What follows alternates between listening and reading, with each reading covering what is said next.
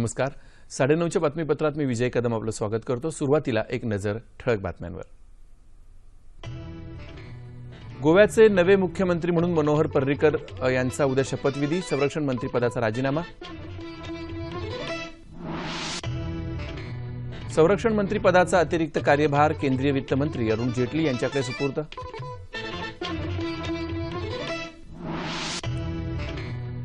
मणिपूरमध्ये सत्ता स्थापनेसाठी भाजप आणि काँग्रेस दोन्ही पक्षांचा दावा. भाजपच्या विधिमंडळ नेतेपदी एन बिरेन सिंग यांची निवड. पंजाबचे नवे मुख्यमंत्री म्हणून काँग्रेसचे कॅप्टन अमरिंदर सिंग यांचा 16 मार्चला शपथविधी. बँकेतल्या बचत खात्यातून पैसे काढण्यावरचे निर्बंध उठवले. आता कितीही रक्कम काढता येणार. देशभर आज धुळवडीचा रंगोत्सव. राष्ट्रपती, उपराष्ट्रपती आणि पंतप्रधानांकडून देशवासियांना शुभेच्छा. देशातल्या तरुणांची शक्ती जेव्हा संघटित होईल तेव्हाच देश मजबूत होईल. राज्यवर्धन सिंह राठोड. आणि उत्तरेत शीतलहर तर राज्यात महाबळेश्वर इथं आज 0°C तापमानाची नोंद. नमस्कार. नेता सविस्तर वृत्त. गोव्याचे नवे मुख्यमंत्री म्हणून भाजपा नेते मनोहर पर्रीकर यांचा उद्या शपथविधी होणार आहे. संरक्षण मंत्रिपदाचा राजीनामा दिला असल्याचं पर्रीकर यांनी वृत्तसंस्थेला सांगितलं. राज्यपाल मृदुला सिन्हा उद्या संध्याकाळी पर्रीकर यांच्यासह जवळपास 8 मंत्र्यांना पद आणि गोपनीयतेची शपथ देतील. गोव्यात सत्ता स्थापनेचा दावा करत पर्रीकर यांनी काल 21 आमदारांच्या समर्थनाचं पत्र राज्यपालांना सादर केलं. त्यानंतर राज्यपाल मृदुला सिन्हा यांनी पर्रीकरांना सरकार स्थापनेसाठी आमंत्रण देत शपथ ग्रहणानंतर 15 दिवसांच्या आत बहुमत सिद्ध करायला सांगितलंय. गोवा फॉरवर्ड पार्टीचे 3 आमदार, मगोपचे 3 तर 2 अपक्ष आमदारांनी पर्रीकर यांना पाठिंबा दिलाय. गोव्यात 40 जागांपैकी काँग्रेसला सर्वाधिक 17 तर भाजपला 13 जागा मिळाल्यानं बहुमताचा आकडा कुठल्याही पक्षाला गाठता आलेला नाही. राष्ट्रपती प्रणव मुखर्जी यांनी पर्रीकरांचा राजीनामा स्वीकारला असून संरक्षण मंत्रालयाचा अतिरिक्त कार्यभार वित्तमंत्री अरुण जेटली यांच्याकडे सोपवण्यात आलाय. दरम्यान पर्रीकर यांना मंत्रिमंडळ बनवण्यासाठी आमंत्रण देण्याच्या राज्यपालांच्या निर्णयाविरोधात काँग्रेसनं आज सर्वोच्च न्यायालयात धाव घेतली आहे. उद्या होणाऱ्या पर्रीकर यांच्या शपथविधीला स्थगिती देण्याच्या काँग्रेसच्या याचिकेवर उद्या सर्वोच्च न्यायालयात तातडीनं सुनावणी घेण्यात येणार असल्याची माहिती गोवा काँग्रेस विधिमंडळ नेत्याच्या वकिलानं दिली आहे. मणिपूरमध्ये काँग्रेस आणि भाजपा या दोन्ही पक्षांनी सत्ता स्थापनेसाठी दावा केला असून दोन्ही पक्षाच्या नेत्यांनी राज्यपालांची भेट घेतली आहे. मुख्यमंत्री आणि काँग्रेसचे नेते ओक्राम इबोबी सिंह यांनी राज्यपालांची भेट घेऊन सत्ता स्थापनेसाठी आमंत्रित करण्याची विनंती केली आहे. नवं सरकार स्थापन करण्याची प्रक्रिया सुरू करण्यासाठी राज्यपालांनी ओक्राम सिंग यांना राजीनामा द्यायला सांगितलं असून ते उद्या आपल्या पदाचा राजीनामा देतील. विधिमंडळ नेतेपदी भाजपाकडून एन बिरेन सिंग यांची निवड करण्यात आली आहे. लोकप्रतिनिधींच्या आज झालेल्या बैठकीत ही निवड करण्यात आली. राज्यात भाजपानंही सत्ता स्थापनेचा दावा केला असून भाजपचे प्रभारी राम माधव यांनी 31 आमदारांचा पाठिंबा असल्याचं पत्र राज्यपाल नजमा हेपतुल्ला यांना काल सादर केलं. काँग्रेस आणि तृणमूल काँग्रेसच्या प्रत्येकी एका आमदारानं भाजपात प्रवेश केलाय. त्यामुळे मणिपूर विधानसभेत भाजपचं संख्याबळ 32 झालंय. 60 जागांपैकी काँग्रेसला 28 तर भाजपला 21 जागा मिळाल्या आहेत. पंजाबचे नवे मुख्यमंत्री म्हणून कॅप्टन अमरिंदर सिंग येत्या 16 मार्चला शपथ घेणार आहेत. अमरिंदर सिंग यांची काँग्रेस विधिमंडळ दलाचे नेते म्हणून एकमतानं निवड झाली. त्यानंतर त्यांनी नवं सरकार स्थापन करण्याचा दावा करण्यासाठी राज्यपालांची भेट घेतली. पंजाब विधानसभा निवडणुकीत शिरोमणी अकाली दल भाजपा युतीचा पराभव करून तब्बल 10 वर्षांनंतर काँग्रेसला तिथं सत्ता मिळाली आहे.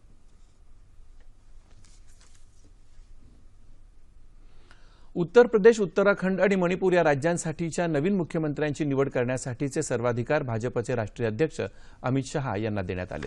या तिन्ही राज्यांसाठीच्या मुख्यमंत्रीपदाची निवड करण्यासाठी 3 स्वतंत्र निरीक्षकांची नियुक्ती करण्यात आली आहे. उत्तर प्रदेशसाठी नेतृत्वाची निवड करण्याकरता माहिती आणि प्रसारण मंत्री व्यंकय्या नायडू आणि पक्षाचे महासचिव भूपेंद्र यादव यांची केंद्रीय निरीक्षक म्हणून नियुक्ती करण्यात आली आहे. हे सर्व निरीक्षक राज्यामधल्या नवनियुक्त लोकप्रतिनिधींशी चर्चा करतील आणि आपला अहवाल पक्षाध्यक्षांना सादर करतील, अशी माहिती काल केंद्रीय मंत्री जे.पी. नड्डा यांनी पक्षाच्या संसदीय मंडळाच्या बैठकीनंतर प्रसारमाध्यमांना दिली. काल झालेल्या बैठकीला पंतप्रधान नरेंद्र मोदींसह पक्षाचे ज्येष्ठ नेते उपस्थित होते. तत्पूर्वी पंतप्रधानांच्या उपस्थितीत विजयोत्सव रॅली काढण्यात आली होती. बचत खात्यातून पैसे काढण्यासाठीचे निर्बंध आजपासून समाप्त झालेत. सर्व प्रकारचे बँक खातेधारक आपल्या खात्यातून हवी तेवढी रक्कम काढू शकतील. आतापर्यंत बचत खात्यातून पैसे काढण्याची साप्ताहिक मर्यादा 50,000 रुपये एवढी होती. विमुद्रीकरणानंतर बँक खात्यातून पैसे काढण्यावर रिझर्व्ह बँकेनं निर्बंध घातले होते. टप्प्याटप्प्याने हे निर्बंध शिथिल करण्यात आले.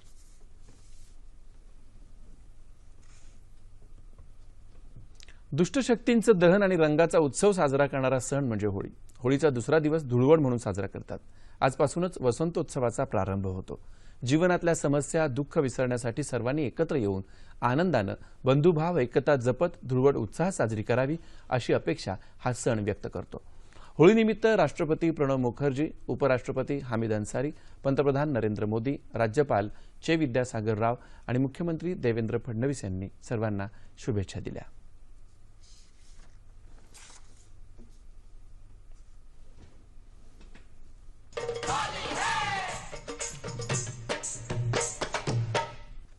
देशातल्या तरुणांची शक्ती जेव्हा संघटित होईल तेव्हाच देश मजबूत होईल असे उद्गार केंद्रीय माहिती आणि प्रसारण राज्यमंत्री राज्यवर्धन सिंह राठोड यांनी ठाणे जिल्ह्यात भाईंदर इथं काढले. शहरातल्या बाळासाहेब ठाकरे मैदानात आयोजित केलेल्या राजस्थानी होळी उत्सवात ते प्रमुख पाहुणे म्हणून सहभागी झाले होते. यावेळी सादर करण्यात आलेल्या राजस्थानच्या प्रसिद्ध गेर नृत्यामध्ये युवा वर्ग मोठ्या संख्येने सहभागी झाला. या उत्सवानिमित्त अनेक सांस्कृतिक कार्यक्रम आणि स्पर्धा आयोजित करण्यात आल्या होत्या.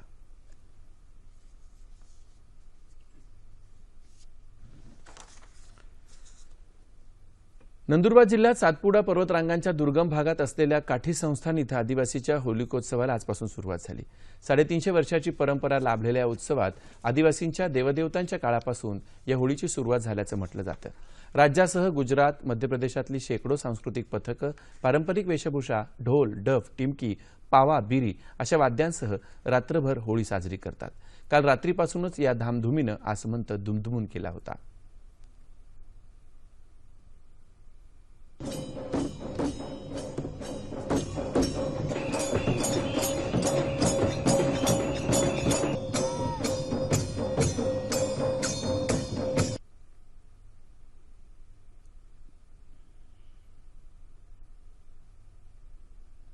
पहाटे होळी पेटवली जाते. त्यावेळी होलिका देवीचं पूजन करून त्याभोवती फेर धरला जातो.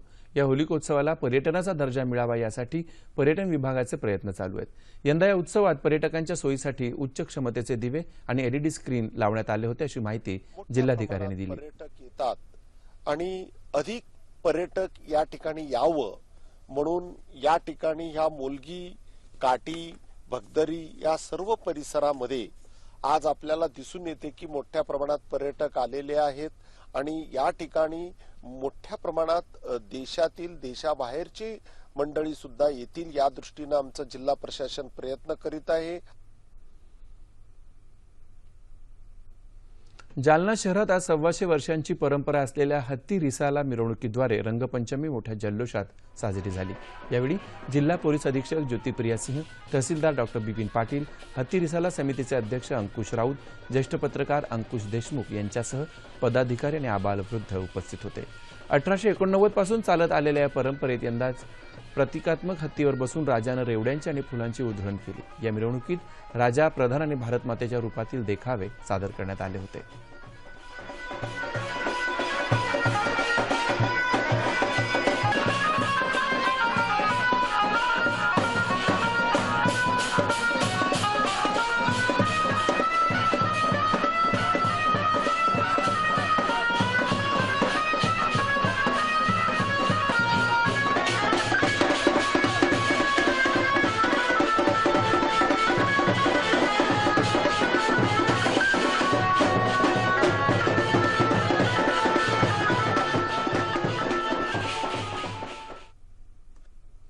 राज्य सरकारनं शेतकऱ्यांच्या तुरीची नाफेडमार्फत सरसकट खरेदी करावी या प्रमुख मागणीसाठी स्वाभिमानी शेतकरी संघटनेतर्फे खासदार राजू शेट्टी यांच्या नेतृत्वाखाली आज जिल्हाधिकारी कार्यालयावर मोर्चा काढण्यात आला.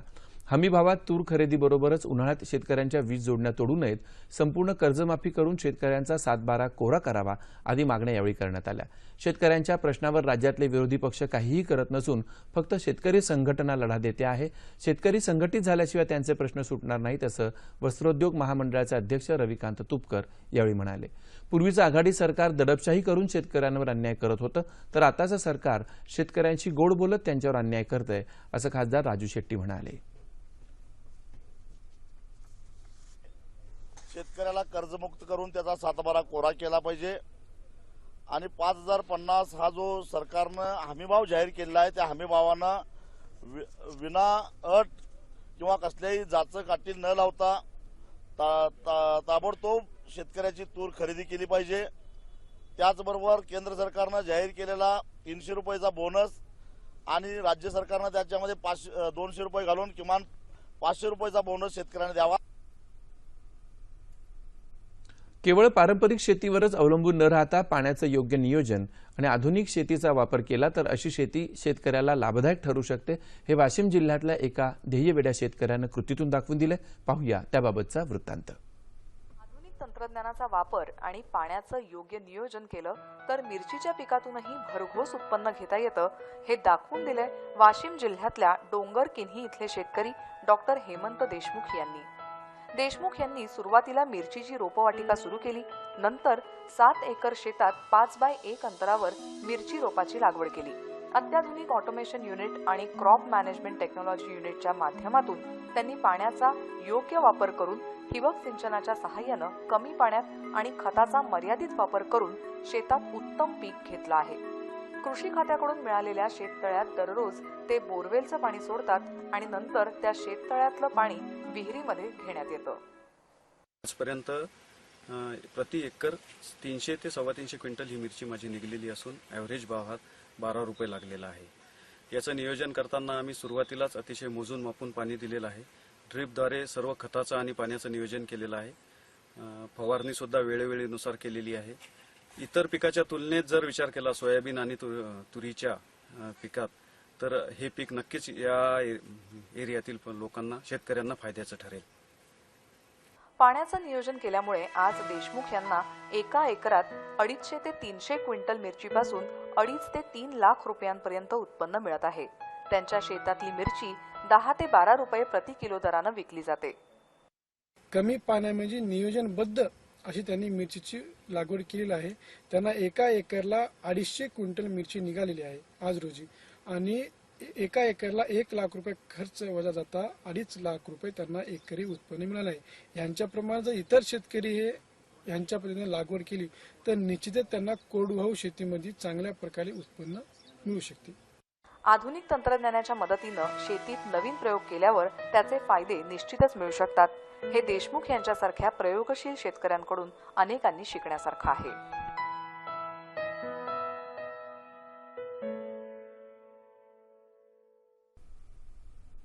पाहूया हवामान वृत्त। हिमाचल प्रदेशात थंडीची लाट कायम असून सरासरी किमान तापमानात 5 ते 11 अंश सेल्सिअस घट झाली आहे। या थंडीमुळे अनेक ठिकाणी पाणी गोठलं असून पाण्याचे पाईप फुटण्याच्या घटना घडत आहेत। सिमला आणि मनालीत 0 ते 3 अंश सेल्सिअस एवढी तापमानाची नोंद झाली।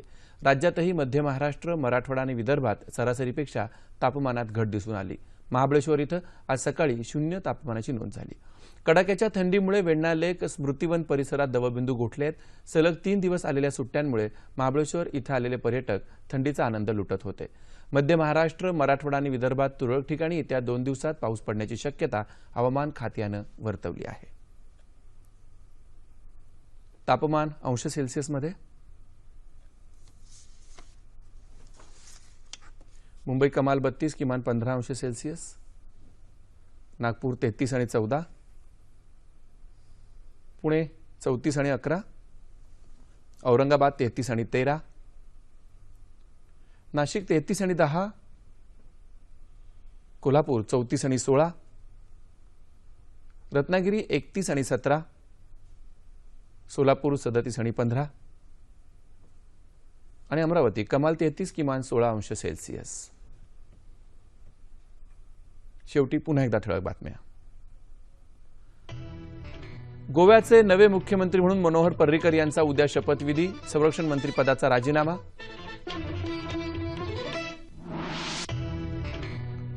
संरक्षण मंत्रिपदाचा अतिरिक्त कार्यभार केंद्रीय वित्तमंत्री अरुण जेटली यांच्याकडे सुपूर्त.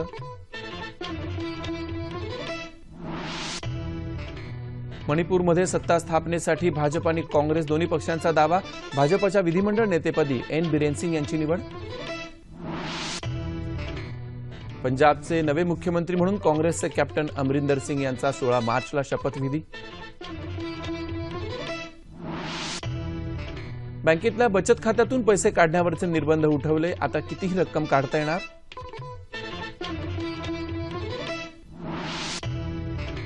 देशभर आज धुळवडीचा रंगोत्सव.